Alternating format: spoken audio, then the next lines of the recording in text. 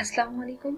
I hope you all are fine and doing good. Welcome to new lecture and basically we are doing the topic parallelograms and triangles. ठीक है, तो आज हम ऐसा करेंगे कि जो प्रीवियस लेक्चर्स में थ्योरम्स प्रूव कर चुके हैं उनसे रिलेटेड कुछ एग्जांपल्स एंड क्वेश्चन सॉल्व करेंगे। ठीक है, अच्छा अब देखें, अगर फॉर एग्जांपल आपसे कहा जाए कि एक पैरेललोग्राम है, ठीक है, क्वेश्चन के स्टेटमेंट में आपको गिवन हो कि एक पैरेललोग्राम शेप है, तो फर्स्ट ऑफ ऑल हम पैरेललोग्राम शेप को ड्रॉ कर लेते हैं। ठीक है, और उसके बारे में आपको इंफॉर्मेशन ये गिवन हो कि A B C D parallelogram में आपने देखना है कि क्या क्या रिजल्ट्स होल्ड कर रहे हैं। ठीक है, तो यहाँ पे सबसे पहले उन रिजल्ट्स को हम नोट कर लेते हैं। In parallelogram A B C D आपने ये बताना है कि ए बी किसके एम या सी डी, और यहाँ पे फिलिंग द ब्लैंक मौजूद हो। ठीक है, और फिर आपको यहाँ पे मेजरमेंट बी सी और मेजरमेंट ए डी के बारे में कोई इंफॉर्मेशन बतानी है। ठीक है, और फिर आपसे कहा जाए कि मेजरमेंट एंगल 1 किसके कॉन्ग्रेंट है, फिलिंग द ब्लैंक मौजूद हो।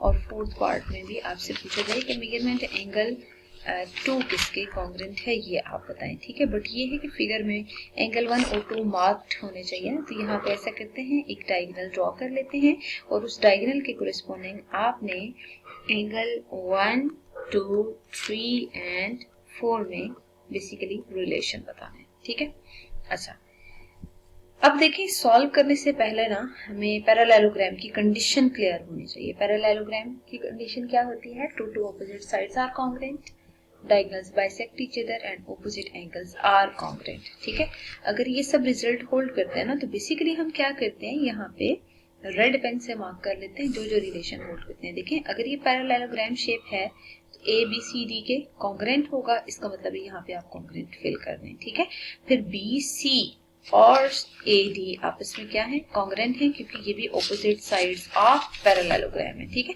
फिर एंगल 1 और एंगल 2 के बारे में इंफॉर्मेशन बतानी है। तो यहाँ पे देखें, ये एंगल 1 जो है वो एंगल 3 के कॉन्ग्रेंट है। क्यों? क्योंकि देखें ए बी और सी डी आपस में पैरेलल है, तो पैरेलल लाइंस में अगर एक ट्रांसवर्सल ड्रॉ करते हैं तो उनके ऑपोजिट एंगल जो है ना, अल्टरनेट इंटीरियर एंगल, वो इक्वल होते हैं। तो मेजरमेंट एंगल 1 जो है वो मेजरमेंट एंगल 3 के कॉन्ग्रेंट है। और same is the reason for measurement angle 2 and 4, ये दोनों भी इक्वल होंगे क्योंकि ये अल्टरनेट इंटीरियर एंगल आ रहे हैं। ठीक है, तो मतलब यूं करके आपने थ्रू रीजनिंग बताना था कि हमारे पास कौन कौन से रिजल्ट्स होल्ड कर रहे हैं और मतलब इनमें क्या रिलेशन एग्जिस्ट कर रहा है। तो हमने डायरेक्ट इन वैल्यूज को फाइंड आउट कर लिया है।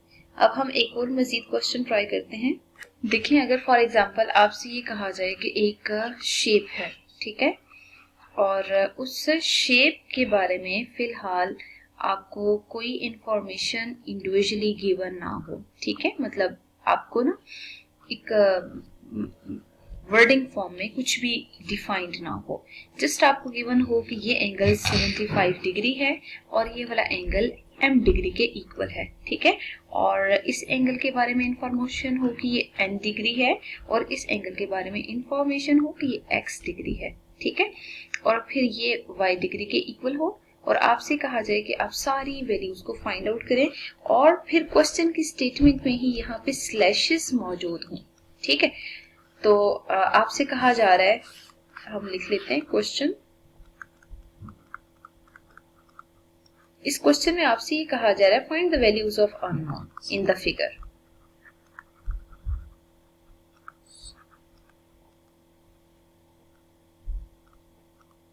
ठीक है, अच्छा अब देखें कि आपको इन वैल्यूज के लिए सबसे पहले ए बी सी डी अगर मार्क कर लेते हैं ना तो बेस्ट है। ठीक है, देखिए, अगर हमने यहां से m n x y की वैल्यू निकालनी है तो सबसे पहले तो देखते हैं कि इन पैरेललोग्राम, रीजन लिख लेते हैं। ठीक है, in parallelogram opposite angles are congruent. ठीक है, अगर ऑपोजिट एंगल्स कॉन्ग्रेंट हैं, क्योंकि हम थ्योरम्स में डिस्कस कर चुके हैं, तो बेसिकली यहाँ से हमें आइडिया है कि n डिग्री जो है ना वो 75 डिग्री के इक्वल होगा, क्योंकि ये दोनों ऑपोजिट एंगल्स इन पैरेललोग्राम आ रहे हैं। ठीक हो गया। अब हम ऐसा करते हैं, मूव करते हैं x और m की तरफ। ना तो x गिवन है ना m गिवन है, इतना तो कन्फर्म है कि ये दोनों इक्वल होंगे, बट ये है हमें दोनों अननोन है। तो सबसे पहले आप ये लिखें कि 75 degree and x are consecutive angles. ठीक है, अगर ये कंसेक्टिव है ना, तो कंसेक्टिव एंगल्स का सम पैरेललोग्राम में हमेशा 180 के इक्वल होता है। यहाँ से आप x की वैल्यू निकालें तो 180 माइनस 75 होगी, तो x का आंसर आपको मिल रहा है 105 डिग्री के इक्वल। ठीक है, इसका मतलब ये है आपने x की वैल्यू भी फाइंड आउट कर ली है।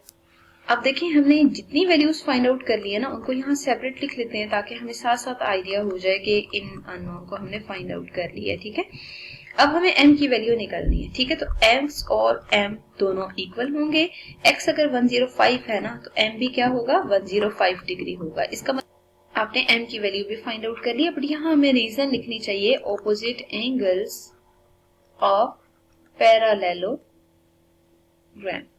ठीक है, अब देखिए m भी यहाँ मार्क कर लेते हैं, m भी 105 डिग्री की इक्वल है। प्रॉब्लम है हमें y भी निकालना है। ठीक है, नाउ अगर आप ये देखें तो x and y are supplementary angles. ठीक है, सप्लीमेंट्री एंगल्स कौन से होते हैं, वो एंगल्स होते हैं जिनका सम 180 डिग्री की इक्वल होती है। ये दोनों सप्लीमेंट्री एंगल्स हैं। अगर सप्लीमेंट्री एंगल्स हैं तो जरा यहाँ पे x की जगह x की वैल्यू पुट कर दें 105 डिग्री। ठीक है, और y एज इट इज।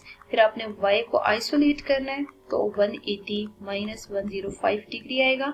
दोनों को जब आप माइनस करेंगे तो आंसर 75 डिग्री के इक्वल आ रहा है। इसका मतलब ये है कि जो y की वैल्यू है ना, वो भी 75 डिग्री के इक्वल आ रही है। ठीक है, तो यहाँ पे आपने जो y की वैल्यू निकाली है उसको भी पुट कर दें। ठीक है, अब आप ये देखें कोई और मजीद अननोन तो नहीं है, तो यहाँ पे देखिए कोई मजीद अननोन नहीं है। इसका मतलब है सारे अननोन्स की वैल्यूज आप निकाल चुके हैं।